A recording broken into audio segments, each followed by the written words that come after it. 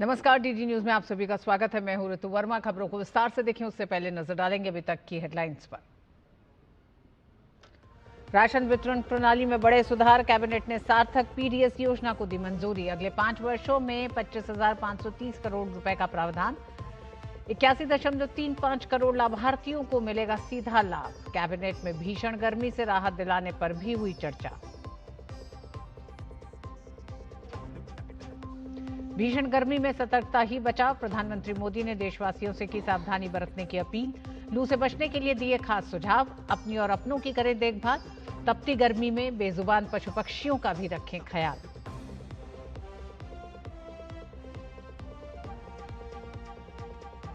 SIR पर supreme court की मोहर। सर्वोच्च अदालत ने कहा, निर्वाचन आयोग को मतदाता सूची के विशेष पुनरीक्षण का अधिकार।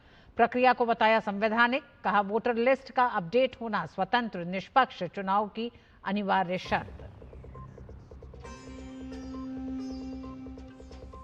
भाजपा ने एसआईआर पर सुप्रीम कोर्ट के फैसले का किया स्वागत। पार्टी प्रवक्ता सुधांशु त्रिवेदी ने कहा, शीर्ष अदालत ने विपक्ष के झूठ को पूरी तरह से नकारा। इंडी गठबंधन को बताया सनातन विरोधी और घुसपैठियों का संरक्षक।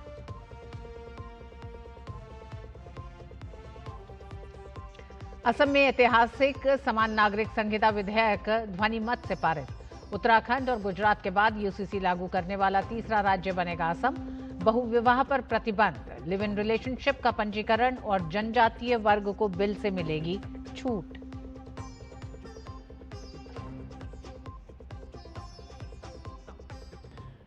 दिल्ली में प्रधानमंत्री मोदी की अध्यक्षता में केंद्रीय कैबिनेट की बैठक हुई। इस बैठक में आम लोगों से जुड़े कई अहम फैसले लिए गए।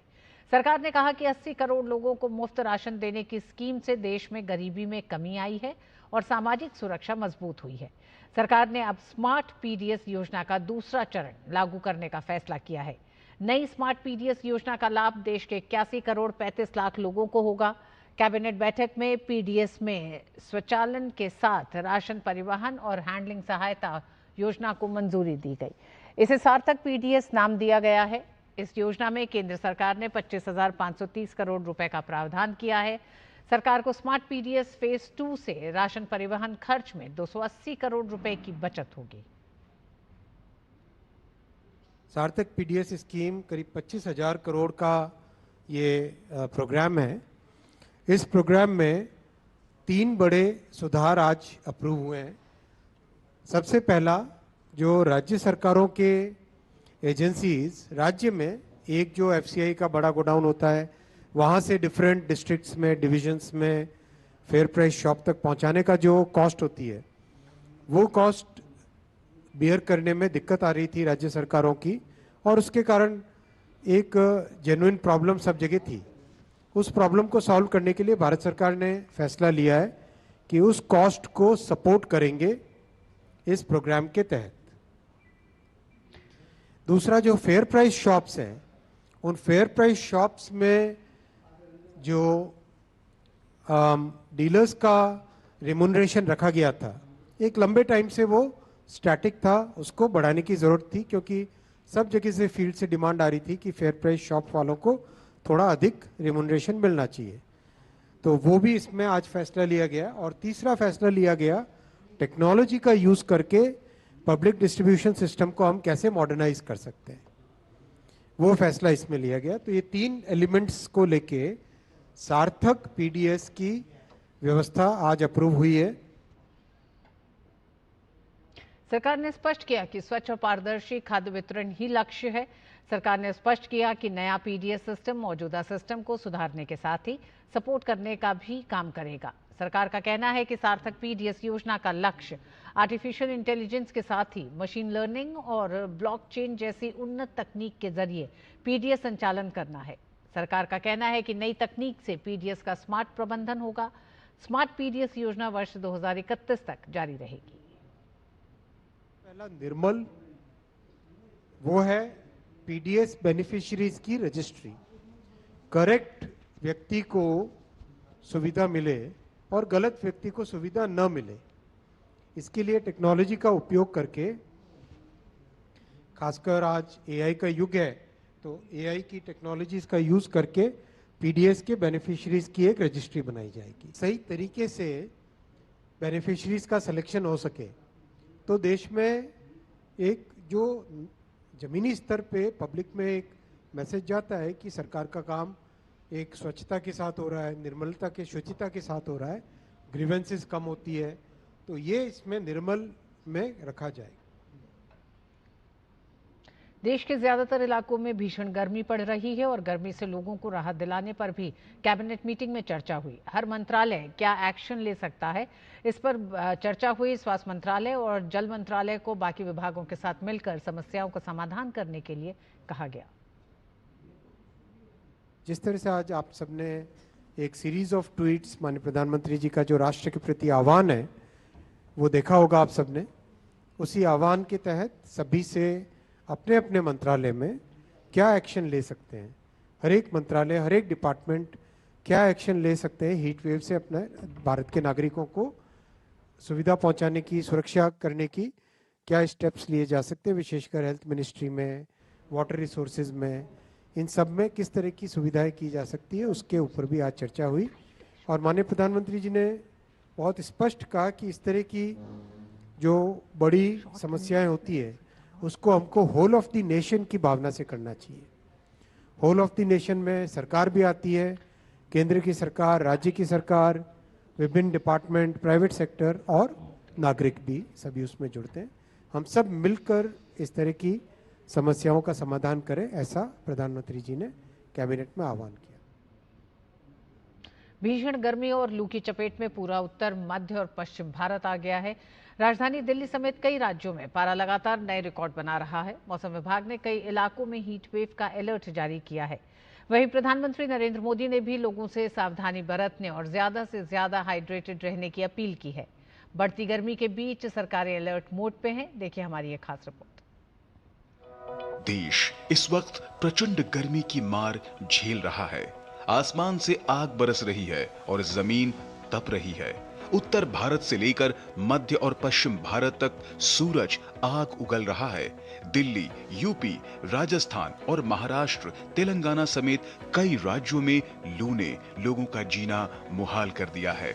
कई राज्यों में तापमान 45 डिग्री सेल्सियस के पार पहुंच गया है, जिससे रोजमर्रा की जिंदगी प्रभावित हो रही है। ऐसे में केंद्र और राज्य सरकारें लगातार स्वास्थ्य संबंधी एडवाइजरी जारी कर रही हैं।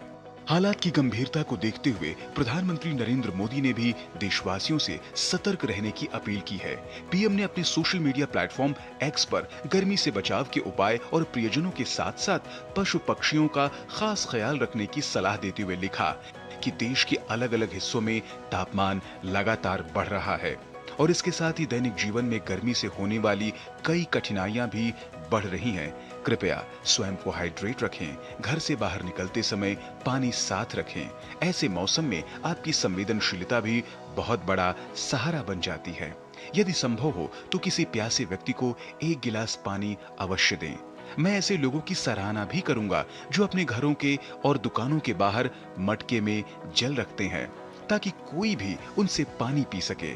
पीएम ने आगे लिखा कि जब भी संभव हो अपने माता पिता, दादा दादी, नाना नानी और अन्य प्रियजनों को फोन कर उनका हालचाल अवश्य पूछें। उन्हें पर्याप्त पानी पीने, दोपहर की तेज धूप में बाहर न निकलने और जितना हो सके आराम करने की सलाह दें। पीएम ने आगे सलाह दी कि इस प्रचंड गर्मी में हमें अपने आसपास के पशु पक्षियों को भी नहीं भूलना चाहिए। अपने घर, बैल्कनी, छत, दुकान या ऑफिस के बाहर पानी से भरा एक छोटा सा बर्तन रखना भी किसी प्यासे पक्षी के लिए जीवन दान बन सकता है।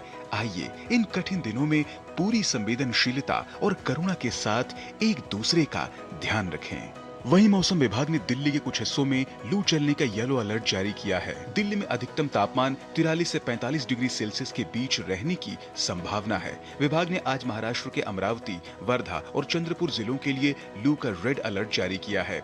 नागपुर, गढ़चिरौली और अकोला जिलों के लिए ऑरेंज अलर्ट जारी किया गया है।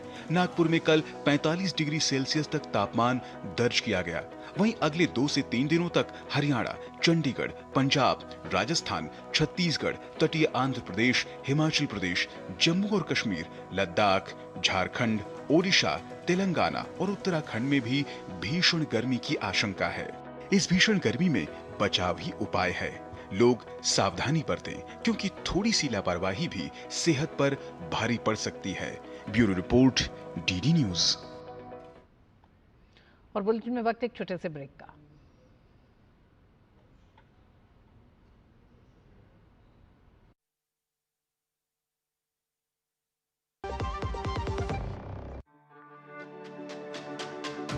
मेरी पसंद, मेरी पसंद,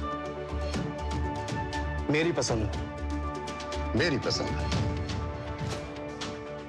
हमारी पसंद, हम सबकी पसंद। मजबूत देश का मजबूत सरिया हो गया स्टील।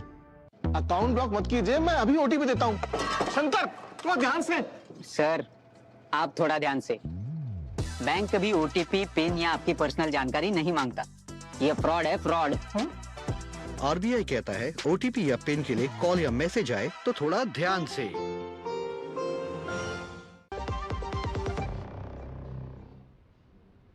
सुप्रीम कोर्ट ने निर्वाचन आयोग की विशेष गहन पुनरीक्षण यानी एसआईआर प्रक्रिया को पूरी तरह वैध और संवैधानिक करार दिया है। अदालत ने स्पष्ट किया कि चुनाव आयोग का ये कदम निष्पक्ष और सटीक मतदाता सूची सुनिश्चित करने के लिए उसके संवैधानिक अधिकारों के दायरे में है।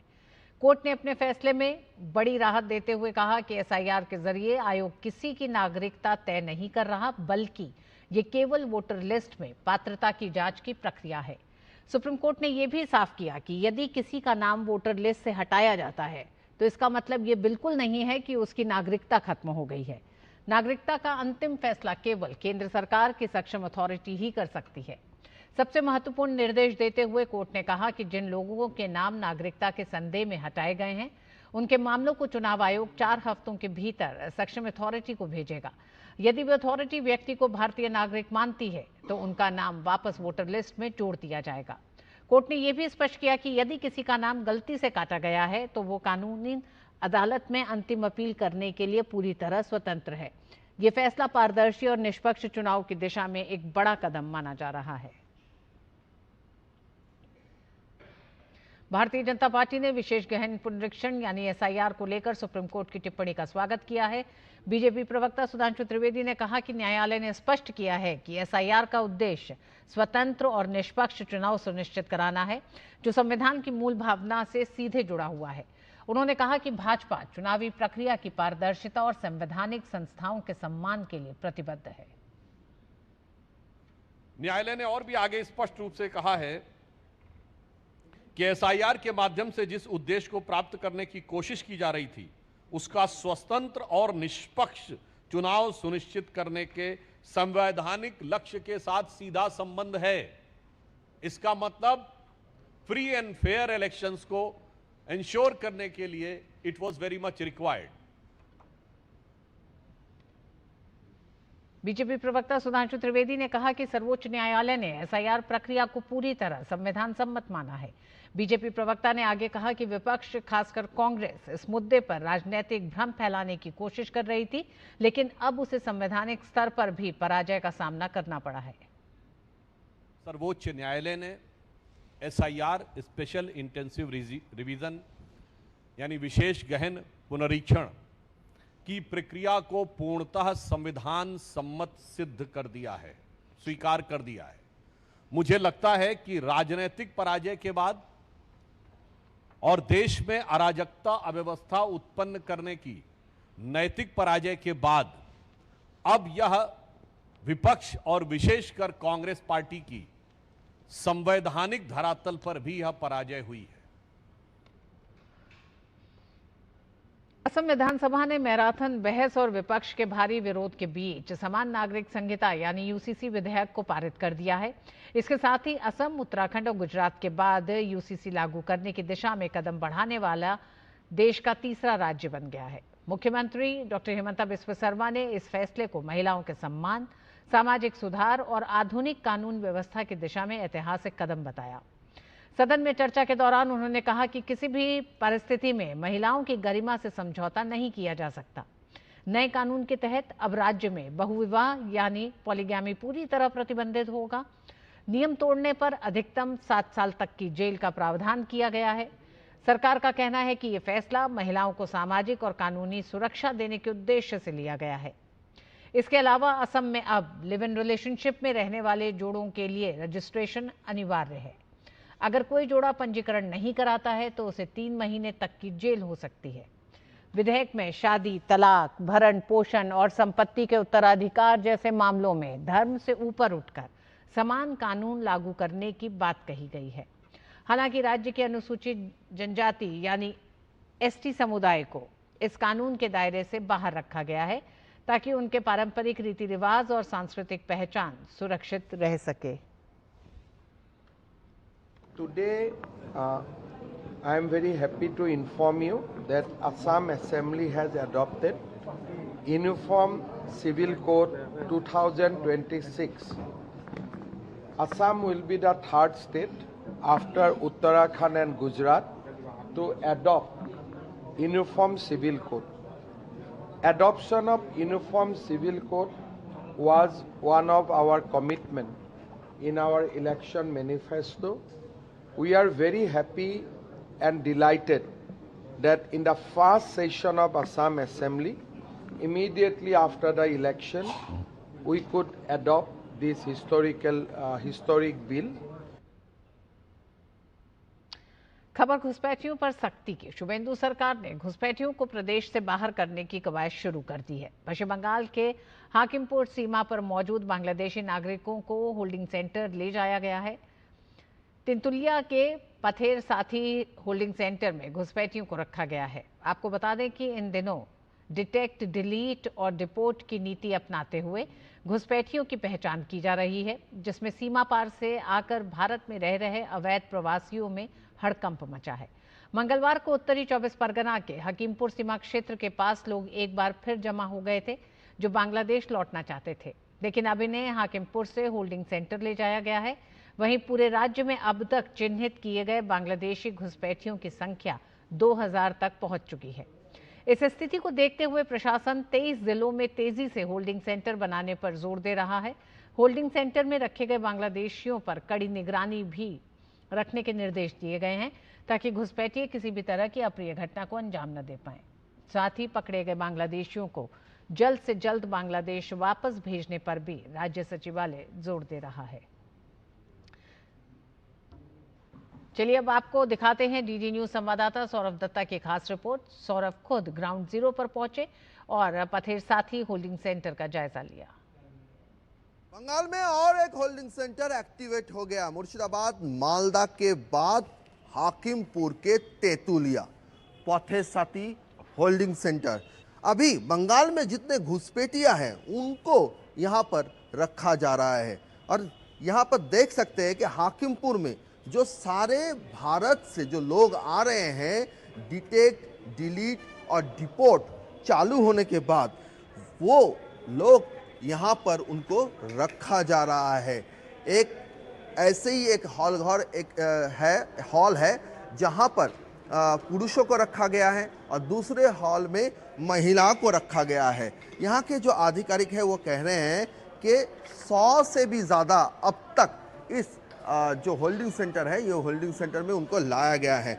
यहाँ पर जो लोग, चाहे वो राजारहाट हो, चाहे वो केरल हो या फिर तेलंगाना, महाराष्ट्र, कोलकाता के ही Salt Lake, Rajarhat, New Town, Sandalia, Hasnabad, ये सब जो इलाके हैं, सब इलाके में ये सब लोग भरे पड़े थे। इनका देखा ही जा रहा है कि जब से डिपोर्ट नीति चालू हुआ, सिर्फ उन समय के बीच कुछ ही दिन हुए हैं, 4-5 दिन हुए हैं। 20 तारीख को यह घोषणा किया था मुख्यमंत्री शुभेंदु अधिकारी ने और उसके बाद से देखा जा रहा है कि पूरा जो ये बड़ा सा जो मंजिल जो बिल्डिंग यहाँ पर है पथेर साथी, उसमें जितने दिन जा रहे हैं जो बांग्लादेशी घुसपैठिया है वो लोग उनकी भीड़ भी बढ़ रही है। कैमरा पर्सन प्रियंका के साथ सौरभ दत्ता का report, DD news, Tetulia, Hakimpur. केंद्रीय गृह मंत्रालय ने देश में जनसंख्या के बदलते स्वरूप को लेकर high level committee on demographic changes बनाने का फैसला किया है। गृह मंत्रालय ने मंगलवार देर रात इसका आधिकारिक प्रस्ताव जारी किया। इससे कुछ घंटे पहले ही गृह मंत्री अमित शाह ने सोशल मीडिया प्लेटफॉर्म एक्स पर इस समिति के गठन का ऐलान किया था। सरकार का कहना है कि देश के कई हिस्सों में आबादी का स्वरूप तेजी से बदल रहा है और इसकी बड़ी वजह अवैध घुसपैठ, सीमा पार आवाजाही और असामान्य माइग्रेशन है। इसी को ध्यान में रखते हुए ये समिति बनाई गई है जो पूरे देश में हो रहे इन बदलावों की जांच करेगी और सरकार को जरूरी सुझाव देगी। सरकार के मुताबिक इन बदलावों से संसाधनों के बंटवारे, सरकारी सेवाओं, कानून व्यवस्था और सामाजिक संतुलन पर असर पड़ रहा है। इसी वजह से ये हाई लेवल कमेटी बनाई गई है। ये समिति अवैध घुसपैठ, असामान्य जनसंख्या बदलाव, सीमा पार माइग्रेशन और अलग अलग समुदायों में आबादी के बदलते पैटर्न का अध्ययन करेगी। उत्तर पश्चिम जिला पुलिस ने 40 लाख की सनसनीखेज डकैती का खुलासा करते हुए 4 नाबालिग समेत 6 आरोपियों को गिरफ्तार किया है। मामले का मास्टरमाइंड धीरज रंधावा उर्फ धर्मप्रीत उर्फ दलाल को राजस्थान के श्री गंगानगर से गिरफ्तार किया गया। पुलिस ने 11 लाख नकद बरामद किए हैं। जांच में सामने आया कि लूट की रकम में से सोने के गहने और राजस्थान में एक प्लॉट खरीदा गया। कोर्ट के आदेश पर गहने और प्लॉट को अटैच कर शिकायतकर्ता को सौंप दिए गए हैं।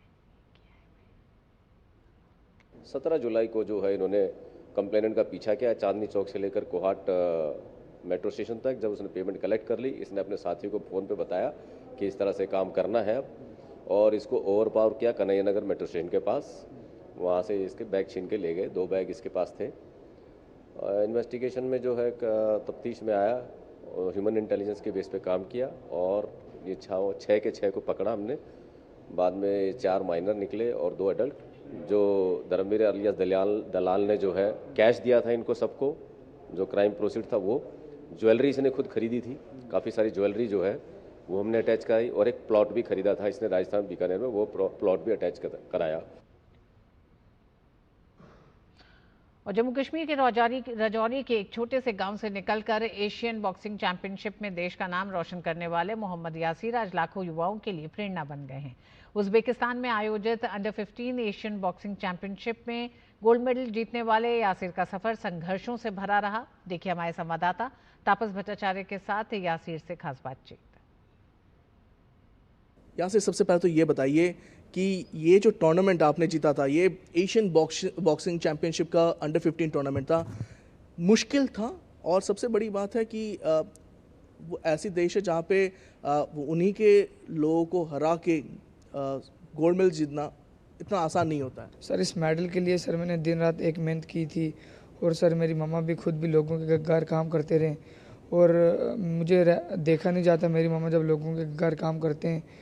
और उसके बाद सर मैंने दिन को भी प्रैक्टिस करता था, सुबह भी और शाम को भी। प्रैक्टिस के बाद सर मैं खुद भी काम करता था। और रही सर इस मेडल की बात, सर फाइनल में उज़्बेकिस्तान के साथ मेरी फ़ाइट पड़ी थी सर, लेकिन बहुत टफ फाइट थी, लेकिन सर मुझे अच्छा लगा क्योंकि उज़्बेकिस्तान की कंट्री को मैंने होस्ट किया। मुझे बहुत खुशी हो रही कि मैंने जम्मू कश्मीर से पहला बॉक्सर बना इंटरनेशनल और मैंने इंडिया के लिए गोल्ड मेडल लाया। खेलो इंडिया का जो इनिशिएटिव है भारत सरकार का, वहाँ से आप आए, थोड़ा सा बताइए कि कितना मुश्किल रहा आपकी जर्नी। सर 2018 में मेरे पापा की डेथ होगी, उसके बाद हमारे को इधर से मतलब शिफ्ट कर दिया गया था डिस्ट्रिक्ट राजौरी से क्वार्टर्स में। तब सर 2021-22 में खेलो इंडिया सेंटर आए थे। तब सर हम ऐसे स्टेडियम आगे पीछे घूमते थे। तब से हमारे को कोच सर ने हमारे को बॉक्सिंग में लाया और तब से मैं बॉक्सिंग करता रहा। उसके बाद सर मैंने नेशनल में भी गोल्ड मेडल लाया, स्टेट में भी लाया और अंडर 15 एशियन चैंपियनशिप में भी गोल्ड मेडल लाया। उसके बाद सर मैं सरकार का बहुत बहुत शुक्रिया अदा करता हूँ जिन्होंने खेलो इंडिया स्कीम लाई, और पीएम सर का मैं बहुत बहुत शुक्रगुजार हूँ जिन्होंने खेलो इंडिया लाइफ, मेरी खेलो इंडिया सेंटर की वजह से मेरी लाइफ अब चेंज हो रही। और सर मेरे ख्वाब ऐसे थे कि मैंने सोचा ही नहीं था कि मेरे ख्वाब कभी के पूरे होंगे, लेकिन खेलो इंडिया सेंटर की वजह से मेरे ख्वाब चेंज हो रहे हैं। बॉक्सिंग फेडरेशन का कितना सपोर्ट रहा है, क्या क्या उन्होंने किया? Sir boxing federation of India BFI का मैं बहुत बहुत शुक्रगुजार हूँ। जब मैंने नेशनल में गोल्ड मेडल लाया था तब अजय सर मेरे पास आए, उन्होंने मुझे हौसला अफजाई दी, मैं उनका बहुत बहुत शुक्र अदा करता हूँ। उसके बाद सर हमारी एशियन चैंपियनशिप की ट्रायल्स हुई, बहुत अच्छी ट्रायल्स हुई। मैं खुश हूँ ट्रायल्स से क्योंकि मुझे लगा था कि ट्रायल्स बहुत अच्छी हो रही है, लेकिन हुई भी सर। उसके बाद सर BFI, ये जो छोटे मतलब ट्रायल्स वगैरह होती है, इधर से ही सर हमारे जैसे बच्चों की लाइफ चेंज होती है। उसके बाद सर मेरी ट्रायल्स हुई, मैंने एशियन चैंपियनशिप में गया, उधर मैंने गोल्ड मेडल लाया। 14 साल की कम उम्र में इन्होंने गोल्ड जीता अंडर 15 चैम्पियनशिप जो उज्बेकिस्तान में हुआ, एशियन चैम्पियनशिप। और लक्ष्य इनका है कि अब आगे की तैयारी करें, भारत का नाम रोशन करें। और यही है, दर्शाता है ये एग्जाम्पल कि किस तरीके से जो खेलो इंडिया जो सरकार का जो एक सिस्टम शुरू किया गया था, वहाँ से इस तरीके के नौजवान और बहुत ही होनहार बच्चे निकल के आ रहे हैं। क्या पर्सन विश्वबंधु के साथ मैं तापस भट्टाचार्य, दूरदर्शन समाचार, दिल्ली। और इसी के साथ इस बुलेटिन में बस इतना ही। नमस्कार।